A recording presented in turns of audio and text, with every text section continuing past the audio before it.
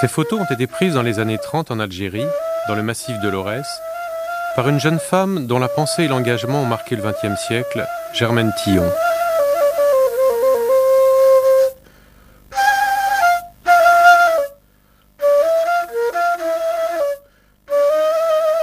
Conservés sous forme de négatifs, jamais tirés et donc jamais publiés, ces clichés ont été retrouvés récemment. Ils témoignent d'un monde disparu, mais surtout ils éclairent la vie et la personnalité de leur auteur d'une manière inattendue.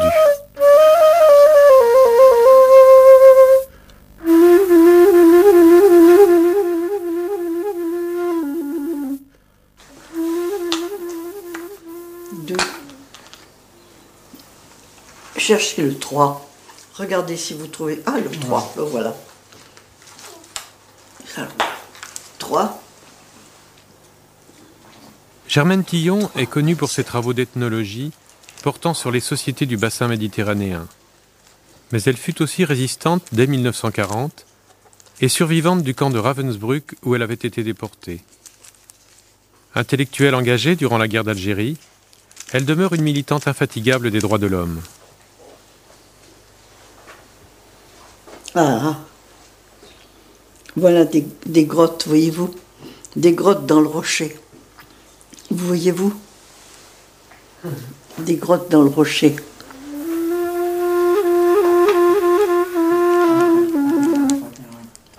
Et en baie. Avec ces images, ressurgit une époque qui fut fondatrice pour Germaine Tillon, celle de ses premières missions dans les Aurès, envoyée par son maître Marcel Mauss, le fondateur de l'ethnologie moderne. Nous retournons ainsi à ce qui fut à l'origine de ces théories. Au partage des terres collectives.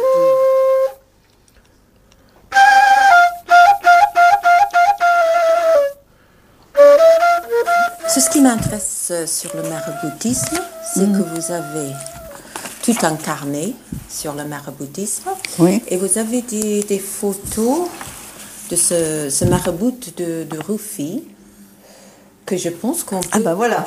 C'est celui-là que nous avons été voir.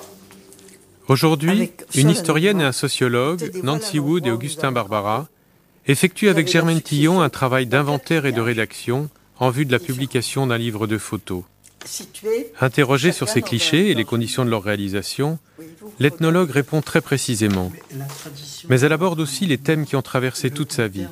Le fonctionnement des groupes humains, l'aliénation de la femme, la nécessité de compréhension du monde. Je serais incapable de vous le dire. Je remarque que vous êtes très très précise. Toujours sur les dates. Oui, Bouzina, bon, c'est un village des Aurès. Le lieu et la date. Lundi 13 mars 1935, 15h. Et vous notez neige, ciel couvert, réverbération, parasoleil, sans posomètre.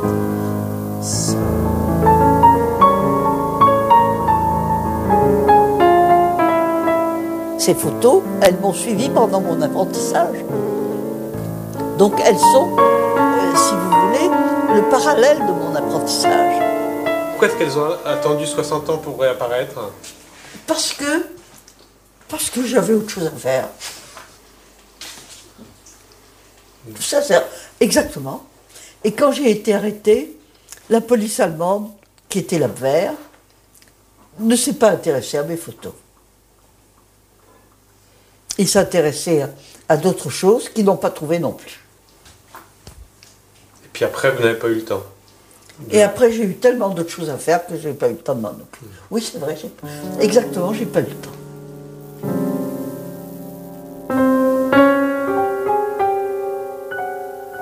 Première question pour la débutante que j'étais, l'origine du mot Chaouia. Ce mot est arabe. Il sert à la fois à nommer un métier, une ethnie et une langue étrangère.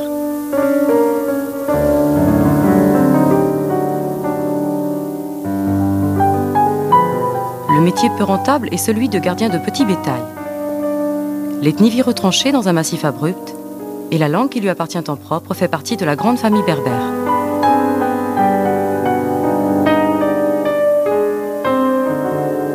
Tiradibine, les gorges, Amarchadou, le Samar, forêt de Mesbel, la caravane.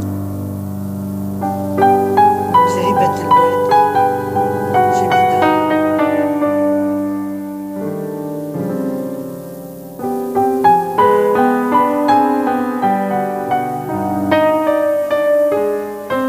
Mon travail, c'était de comprendre l'endroit où j'étais, d'enregistrer ce que me disaient les gens, de noter, de faire des photographies, mais pas seulement, de comprendre chaque détail de la vie quotidienne qui se présentait à moi. Alors, je faisais ce travail d'enregistrement et de compréhension, aussi bien que je pouvais, et puis à cheval, à travers des montagnes escarpées, sans route, etc., etc.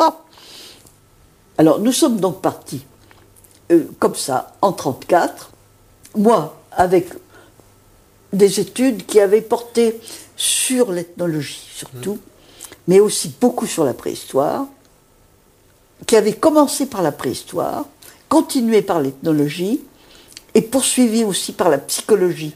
J'avais fait aussi beaucoup de psychologie. Et tous ces trucs-là convergeaient vers l'ethnographie. Alors, au fond, il est certain que quand Mauss m'en a parlé, j'aurais encore mieux aimé aller chez les Kanaks, ou chez des gens encore plus lointains. En Amazonie. Ou en Amazonie.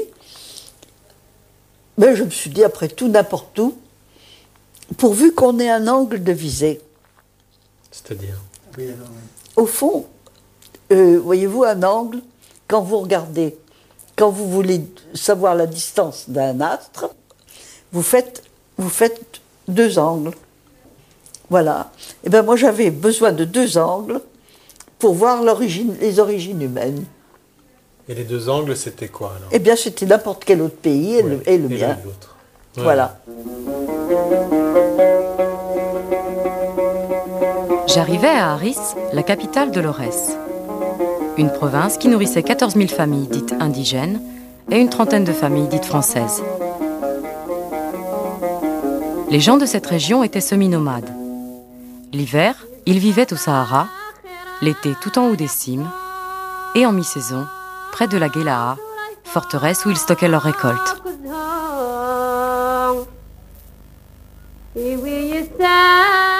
Moi, j'étais en 1934 à Aris. Attention, pas longtemps. Parce que justement, je ne voulais pas rester dans un endroit qui était en contact avec notre civilisation. Je voulais aller voir des vrais paysans dans leur vérité. Autrement dit, plus ils seraient berbères, plus ils seraient paysans, et plus ils seraient véridiques, plus ça me plaisait. C'est donc ça que je voulais. Si la nature m'avait pourvu d'un œil de cyclope au milieu du front ou d'un museau de chien, je les aurais moins étonnés qu'avec mon costume de cheval, mon matériel de campement et les heures que je passais chaque jour à écrire. Passés les premiers étonnements, ils s'habituèrent à moi et s'aperçurent alors que je n'étais pas un animal malfaisant, résistant mieux qu'eux aux terreurs engendrées par les représentants de l'administration ou par ces monstres que l'on appelle les djinns. Dans le premier mois, je me souviens que j'ai d'abord été écouter les gens et nous avons eu à ce moment-là, je leur racontais des histoires, eux posaient des questions d'abord, surtout. Ensuite, moi, je leur en posais un petit peu aussi, mais au fond, je posais beaucoup moins de questions que je ne donnais de réponses. Je répondais plus souvent que je ne questionnais. Et ensuite, ils me racontaient, eux, des histoires édifiantes. Et ces histoires édifiantes, j'en ai raconté quelques-unes là-dedans, qui étaient très édifiantes, sur l'origine du monde. Ils m'expliquaient tout ce qu'ils savaient sur l'origine du monde, sur Adam et Ève, sur etc., etc., etc. Et c'était très intéressant. Je notais très fidèlement ce qu'on me disait. Ça me donnait beaucoup de travail. Ça, c'est la première phase.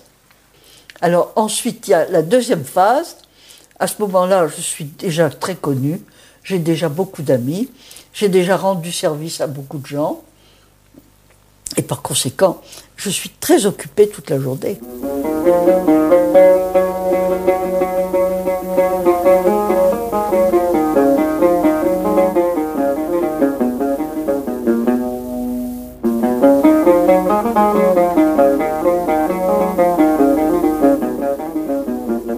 Mais vous avez voyagé beaucoup parce que votre tribu était nomadique aussi, ou semi-nomadique. Celle-là a été semi-nomade. Je la suivais de la montagne au Sahara et du Sahara à la montagne. Mais ensuite, je me suis rendu compte à quel point ils étaient eux-mêmes anxieux de connaître leur parenté au-delà de leur tribu. Et alors, j'ai commencé à interroger les vieillards sur les héritiers éventuels de chaque famille, en cas de disparition d'une famille. Et j'ai noté donc toute la chaîne des héritiers, de fil en fil. Ça allait très très loin. Alors, une fois que j'ai noté tous ces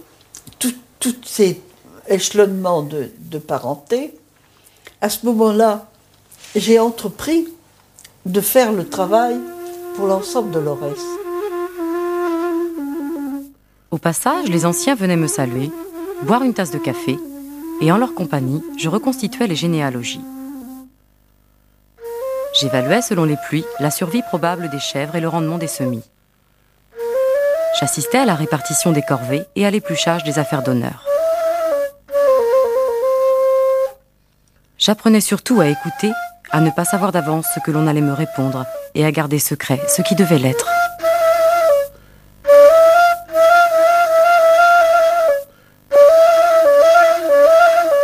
Je me fabrique un type de relation, c'est ce qu'on peut appeler le dialogue. Le dialogue. Tadjemmout, 23 mars 1936. Dans le cas d'une difficulté à régler à l'intérieur d'un clan, seuls les anciens de cette faction délibèrent, et leur réunion porte le nom de Djemma'a.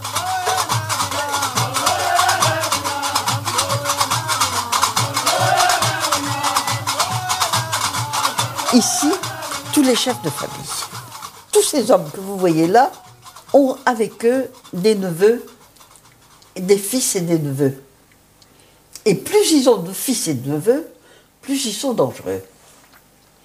Et par conséquent, ils sont arrivés à se mettre d'accord pour constituer une république. Et cette république, c'est une espèce de modèle que nous retrouvons, au fond, dans toutes les villes à l'époque du Moyen-Âge. Venise n'est rien d'autre qu'une ancienne tribu comparable à celle de l'Aurès. C'est une tribu dans laquelle l'aristocratie, c'est-à-dire les grands vieux, domine la ville, et elle est arrivée à avoir une flotte, et cette flotte est assez importante pour monopoliser le commerce mondial. Le mot qu'ils emploient pour se désigner, c'est un mot qui signifie à la fois grand et vieux. Donc j'ai traduit par grand vieux, puisqu'il a les deux sens. Alors les voilà, ils sont ici. Et l'ensemble, c'est la Djemma'a. Et l'ensemble, c'est la Djemma'a. C'est-à-dire l'Assemblée. C'est-à-dire l'Assemblée. L'Assemblée en traduction. Et cette Assemblée, c'est tout de même un Parlement. C'est ça. Vous avez dit l'autre fois plutôt un Sénat. Oui, plutôt un Sénat. Parce qu'ils sont un peu arriérés. Et pas élus. Et pas élus. Et pas élus. Mais est-ce que... Et pas élus, vous l'avez dit. Cette Assemblée... Ils ont deux points de commun avec le Sénat, c'est qu'ils sont arriérés et pas élus. Et qu'il n'y a aucune femme parmi eux. Oui, aussi. Autre fait commun avec le Sénat français.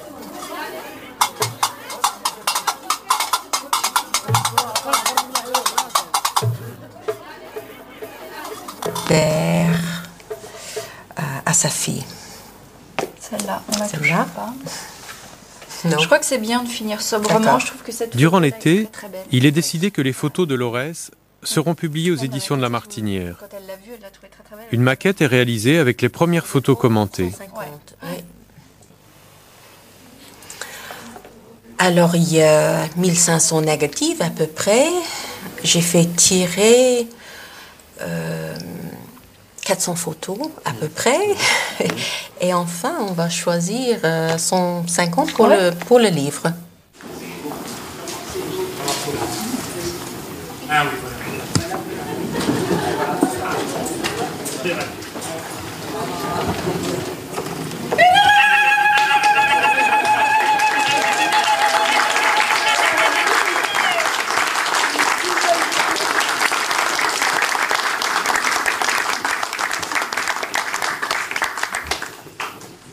Pendant ce temps, toujours pour témoigner, Germaine Tillon répond aux invitations de la presse et participe à des colloques, comme celui-ci, organisé par une association d'amis de l'Algérie. Nous allons réunir les Français qui étaient tous d'accord pour s'entendre avec tous les gens d'Algérie. Et quand je dis tous les gens d'Algérie, ça veut dire tous, sans aucune exception. Et c'est d'autant plus nécessaire que les gens d'Algérie n'ont pas cessé de s'entrebattre. Qu'on fout la paix à leurs enfants. Voilà. Bravo.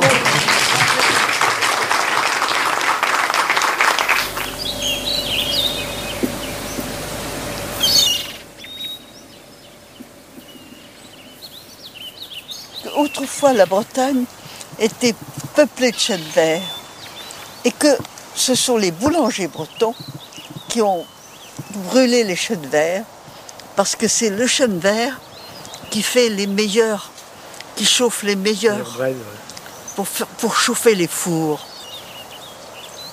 Alors ils ont brûlé tous les chênes verts et on a mis des chênes pas verts à la place. Alors moi j'ai voulu remettre les chênes verts de la vieille Bretagne d'autrefois. C'est moi qui l'ai construite. Enfin, j'ai pas mis les pierres, mais j'ai construit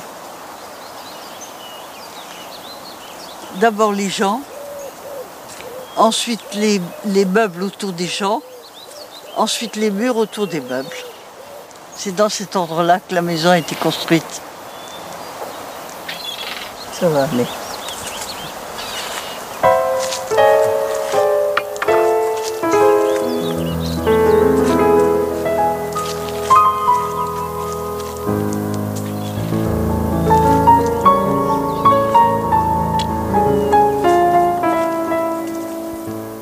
Du soleil sur la mer était tellement beau que je me suis dit ça fait rien, le terrain est affreux, il est complètement stérile, mais je vais le ressusciter. C'est ce que j'ai fait. J'ai essayé de ressusciter un terrain mort.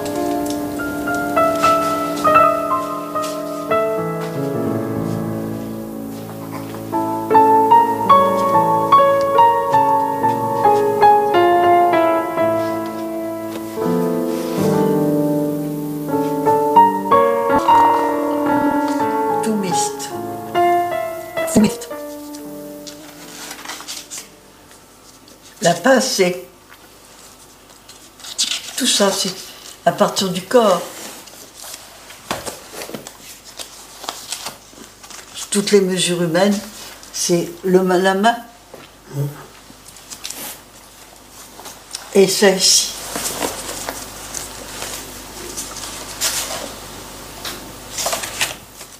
Longueur à mesurer entre le pouce et l'auriculaire. Et voilà, c'est cette mesure-là. Là, voilà. Voyez-vous la mesure qui va du pouce à l'auriculaire. Égypte, Chebeur. Tunisie, Oranie, Chebeur. Algérie, en pente, dans Rabelais. Entre l'extrémité du pouce et du petit doigt. Alors ça, c'est dans Rabelais. Ce sont uniquement des références. Ah oui. En réalité, je m'intéressais surtout à la société. Mais la société, il faut d'abord aussi comprendre toutes les choses matérielles.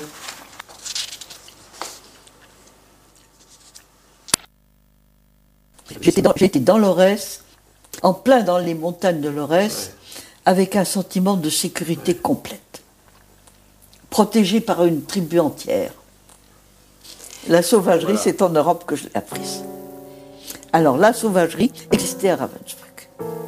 C'était vraiment, nous avions affaire à des sauvages.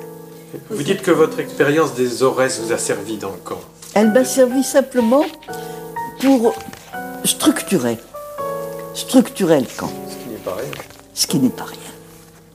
Je peux dire que j'ai déchiffré les structures du camp presque très vite.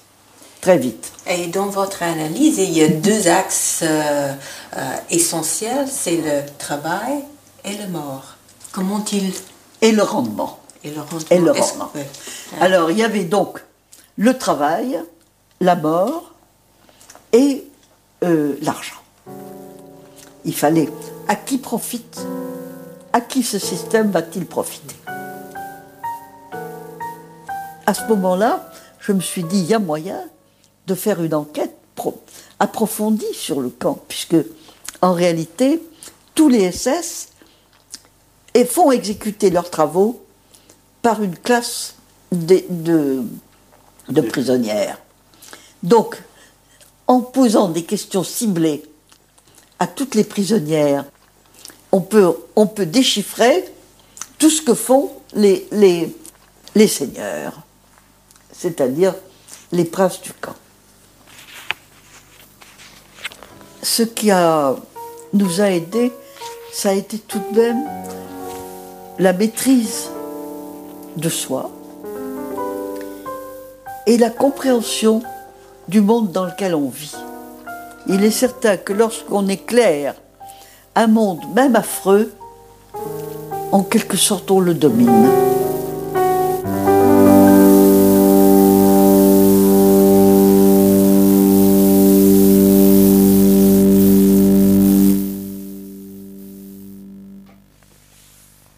Moi, j'ai voulu faire de la préhistoire, de l'archéologie et de l'ethnologie. Ma mère m'a soutenue autant que j'ai voulu. Quand vous êtes parti en pantalon et à cheval dans les Aurès... Elle m'a dit, je me souviens d'une lettre où elle m'écrivait « Rappelez-vous tout de même que je vous ai confié un petit enfant qui est vous-même et que vous devez me le rendre intact. » Elle a même tapé à la machine vos rapports. Tout à fait. Ouais. Quand je lui ai envoyé mes rapports, elle me les faisait taper. Et c'était elle qui les transmettait.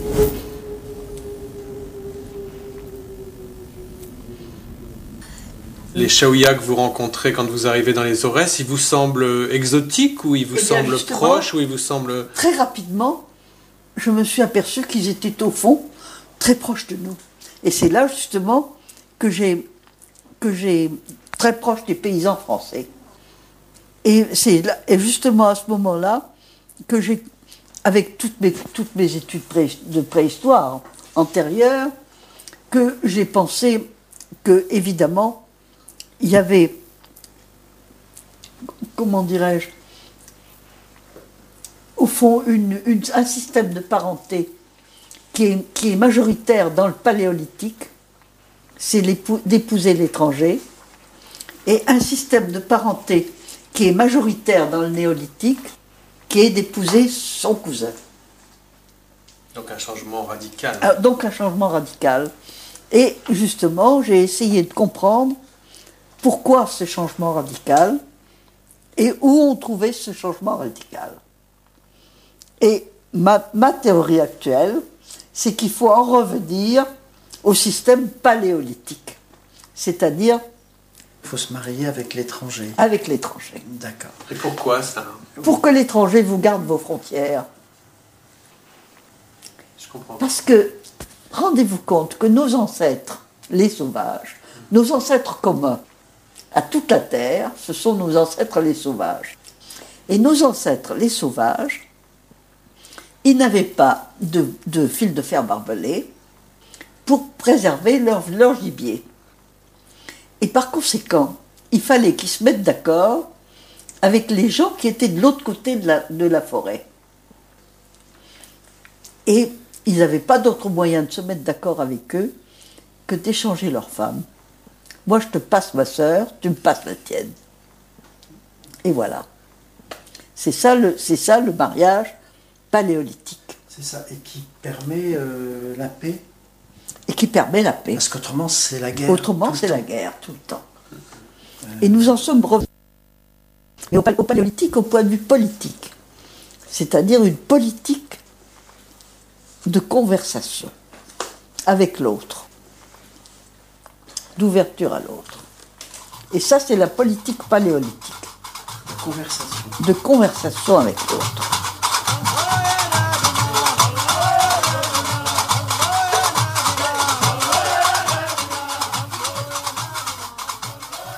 Il y a 65 ans, j'ai photographié cette petite fille et j'ai choisi cette photo pour changer l'image qui se trouve sur un de mes livres qui s'appelle Le harem et les cousins. Parce que ce livre, Le harem et les cousins, est consacré au destin de la femme dans la Méditerranée. Et cette petite fille, qui a l'air si intelligente et qui visiblement a l'air de poser une question. Elle pose une question au destin. Quel va être mon destin? Eh bien, si cette petite fille est une paysanne, elle va avoir un fils. Et si elle a un fils, ce fils sera, en tout cas, la propriété de sa mère. C'est pourquoi, si cette paysanne, cette petite fille est devenue une paysanne, je dirais que la paysanne n'est pas tout à fait malheureuse, parce qu'elle a une domination écrasante sur son fils. Mais si cette petite fille va en ville, à ce moment-là, la pauvre petite fille, elle a raison de se poser des questions. Parce qu'on peut l'acheter dans la rue, tout simplement, avec 3 ou 4 enfants, et le père foutre le camp, on ne sait pas où, et ne jamais revenir. C'est ce qui se fait à l'heure actuelle à Alger. Oui. Alors, si nous mettons une légende sous ce photo, si nous mettons ça sera quoi? La légende, ça, que va-t-on faire de moi? Voilà la légende.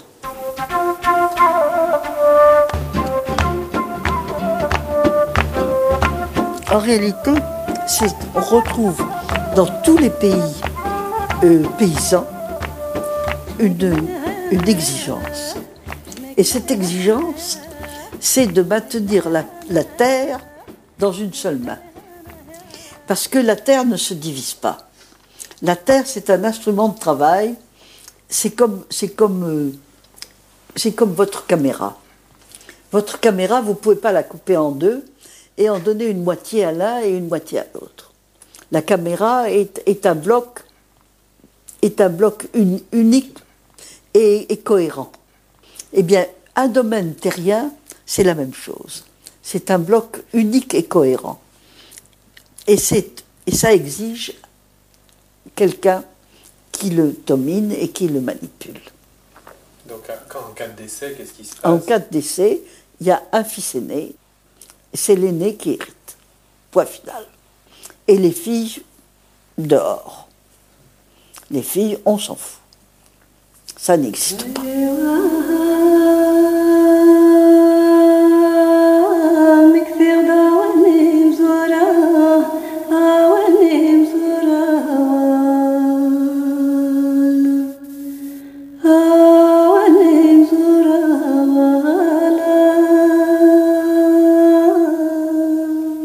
Avant 1940, j'ai souvent interrogé les chefs religieux sur les modes d'héritage dans les Aurès. Ils répondaient sans hésiter que dans une famille, il faut des fils qui travaillent et qui défendent le patrimoine commun, et non des filles dont les enfants fortifieront peut-être une famille rivale ou un clan ennemi. «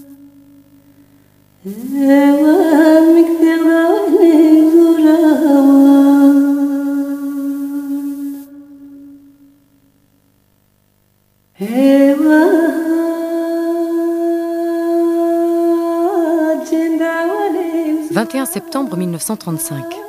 Afin que la future récolte soit bonne, il convient d'inaugurer la saison des mariages. Ici, le meilleur mariage, est une noce où les deux époux n'ont jamais été mariés auparavant et où ils sont cousins proches, c'est-à-dire idéalement enfants de deux frères.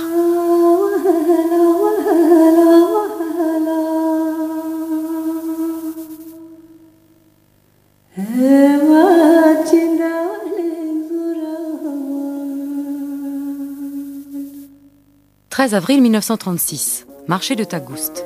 Je photographie une tiazerie ou azria. Il est nécessaire de préciser la signification de ce mot. » Mais vous voulez dire ici que c'était un mot qui était... C'est un mot qui a un sens beaucoup plus général. Oui, qui veut dire libre, simplement. Libre, oui, c'est-à-dire que toute femme divorcée, répudiée, plus exactement répudiée, est automatiquement une azria. C'est ça. Et avec quel regard dans les... Et elle loge chez ses parents. Oui. Elle loge chez son père, mais il n'y a aucun déshonneur pour le père à ce qu'elle rencontre n'importe quel homme. Mais librement, là. Librement. Toutes les femmes choisissent leur second mari. D'accord. Voilà. Le premier mari est choisi par le père. Alors là, c'est une prostituée, oui. Oui. Celle-là, c'est son métier. Oui. Et ça se passe dans un grand marché. Là, c'est officiel. Oui. Quand vous dites officiel, c'est-à-dire elle est là. Elle est ouvertement prostituée. Et on vient la voir et... On vient la voir, oui. Elle rencontre les hommes jeunes qui ne sont pas mariés. D'accord. Ou même qu'ils sont. Attention, tout ça se passe en 1934.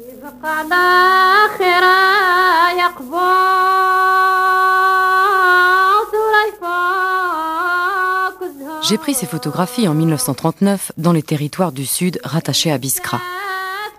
Seule une douzaine de volontaires musulmans et 6 gendarmes français faisaient régner la paix et la sécurité dans tout l'Aurès. À l'époque, les événements de 1954 étaient inimaginables, même pour des gens très informés, ce que je n'étais pas. Le 21 mai 1940, date de mon départ de Kebash, je quittais l'Aurès pour 14 ans. Je l'ai revu en 1954, c'était déjà la guerre. À cette époque, Germaine Tillon, héroïne de la résistance et auteure d'enquêtes sur les crimes de Hitler et de Staline, est mandatée par le gouvernement français pour rendre compte de la situation des populations algériennes qu'elle a étudiées jadis. Alors, à ce moment-là, on me demande de repartir en Algérie. Je dis, bon, je dois y aller, j'y vais. Quelles étaient vos armes ? Uniquement le témoignage. J'allais là-bas comme témoin. Je me suis trouvée dans un pays où je connaissais chaque sentier. Et je me suis trouvée à ce moment-là avec l'expérience des ressources de ce pays.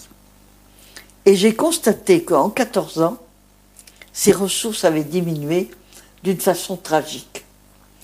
J'ai donc essayé d'analyser les causes de cette dégringolade, et de cette dégringolade mortelle. 1954. Mohan, fils de Sitayeb, paysan de l'Aurès, se situe exactement à la charnière d'un univers rural dont la destruction est en cours. Cet homme existe et je l'ai connu. Premier signe alarmant, il possédait un mulet il y a 15 ans, qu'il a dû depuis quelques années remplacer par un âne. Un âne lui rend très difficile la fréquentation du grand marché et l'oblige souvent par conséquent à payer les céréales au cours le plus haut. En outre, à chaque déplacement saisonnier des troupeaux, il lui faut plusieurs voyages pour transporter son campement.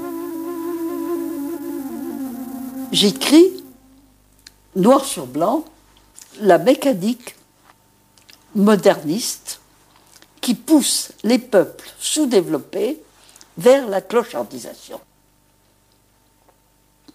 Et qui les pousse invinciblement vers la clochardisation. Parce que les structures de survie ont été détruites. Elles ont été détruites par l'évolution et la modernité. Nous avons inventé des choses très utiles, par exemple les vaccins. C'est très utile.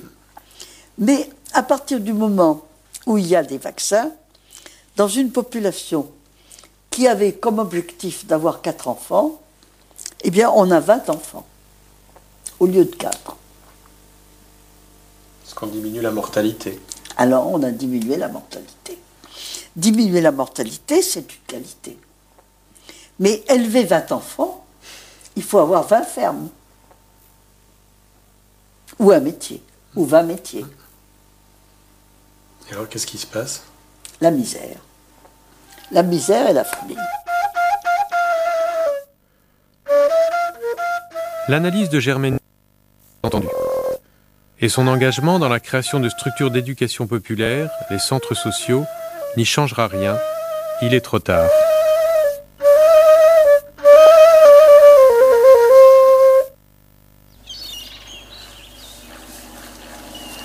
C'est Hortensia qui a été apporté par le colonel de Bollardière. Et qu'est-ce qu'il a de spécial, cet Hortensia? Il est rouge, alors que les autres sont bleus. Et à quelle occasion il vous l'a offert? Pour une de mes légions d'honneur. Je lui avais demandé d'être mon parrain. Et alors il est venu ici avec une bouteille de champagne et cet Hortensia. Et ce parrain, vous l'avez choisi? C'est moi qui l'ai choisi. Et pourquoi lui? Parce qu'il avait refusé la torture. Et c'était un acte très important. Et un beau cadeau. Le général de Bollardière a incarné le refus de la torture dans l'armée française. Pour cette raison, il fut à l'époque démis de ses fonctions. Cette attitude courageuse le rapprochait de Germaine Tillon. En aucun cas on ne doit torturer. Mais je reconnais l'affolement. Je comprenais absolument l'affolement des populations civiles françaises et le désespoir des populations civiles musulmanes. Et vous disiez là-dedans... Et je me disais, la seule chose qu'il faut, c'est garder son sang-froid et négocier.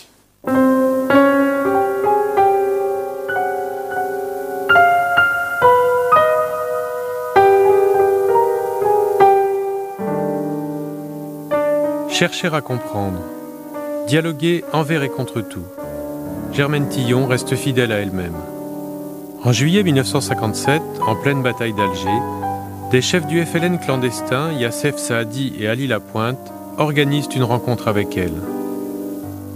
En réalité, je ne m'attendais pas du tout à me trouver en face des chefs terroristes d'Alger. En fait, j'entre dans une maison musulmane avec l'idée que je vais me trouver en face d'étudiants, peut-être même des étudiants blessés, qui vont me remettre des dossiers. Et quand je vois des hommes qui ont des mitraillettes, chacun une mitraillette à la main, et 2 ou 3 revolvers à la ceinture, j'avoue que j'ai quand même été un peu étonnée pendant quelques minutes. Alors là-dessus, grand silence. Et je me dis, il faut absolument qu'on parle. Alors j'ai commencé à parler. C'est vous qui avez commencé. J'ai commencé à parler. Et je leur ai parlé de leur situation. Je leur ai parlé de l'avenir de l'Algérie. Je leur ai parlé de la pauvreté de l'Afrique. Je leur ai parlé de l'instruction et de l'évolution des femmes. Et la conversation a dévié sur la résistance. Et ça les passionnait. En réalité, ils étaient passionnés par la résistance française. Et c'est à ce moment-là que Yassef a jeté sa mitraillette sur le divan où était assis Ali Lapointe, et il m'a dit, vous voyez que nous sommes ni des brigands ni des assassins. Et alors là, moi j'ai eu un espèce de, comment dirais-je, d'intimité avec moi-même. Et dans cette intimité avec moi-même, j'ai dit pour moi, pas pour eux, et j'ai dit très tristement, très gravement, vous êtes des assassins. Et à ce moment-là, Yassef a eu les larmes aux yeux, et il m'a dit, oui, Madame Tillon, nous sommes des assassins. Et il ajoute, quand il y a une exécution capitale, l'opinion algérienne exige que je mette une bombe. Et alors, il me dit ça, Et moi, en route, je me dis, si nous arrêtons les exécutions capitales, alors il n'y a plus de bombes. Alors on négocie.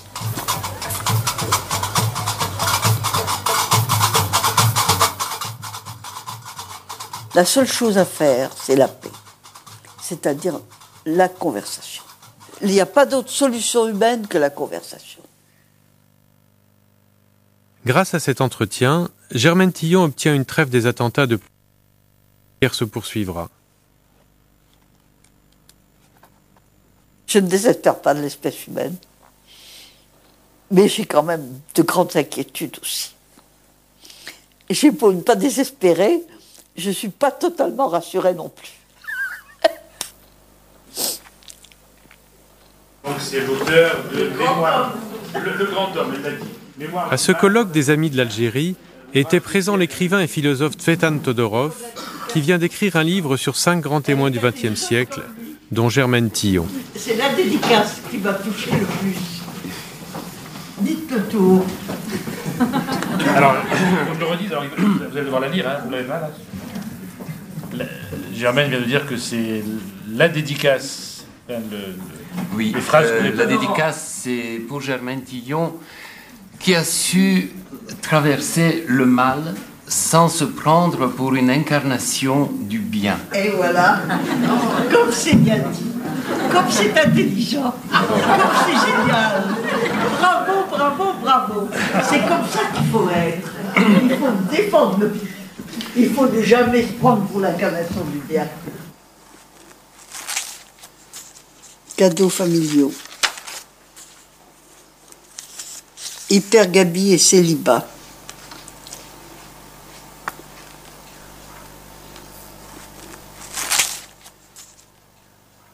Je pense qu'il y a l'éducation et que nous sommes des criminels, que les peuples puissants, au lieu d'investir de l'argent dans des bénéfices, par exemple le pétrole ou le bois, qu'on coupe d'une façon arbitraire, il faut investir dans l'homme, c'est-à-dire dans l'instruction. Il est certain qu'il est indispensable à la survie de la Terre d'investir dans l'enseignement de tous les enfants, filles et garçons. Il faut que filles et garçons puissent développer tout ce qu'il y a d'humain en eux, c'est-à-dire l'intelligence, la connaissance, l'ouverture sur toutes les possibilités de l'art et de la littérature et de l'histoire et du matériel et de la technique. Il faut que tout cela soit ouvert à tous les enfants. Donc c'est un problème d'éducation à l'échelle mondiale qui se pose, et non pas un problème d'exploitation. Il ne faut pas exploiter la terre, il faut instruire tous les enfants, hommes et femmes, filles et garçons. Si vous voulez, c'est à mon avis la doctrine formelle des temps qui viennent. Oui, voyez-vous, là-bas, c'est l'île de Groix. Vous la voyez? Pas très nette.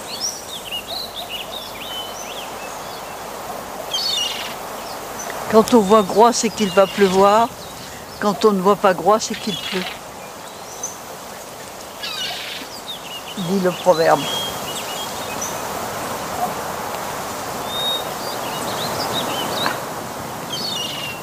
Bien sûr. Comme le ciel est devenu bleu tout à coup. Ah oui, oui. Et doux.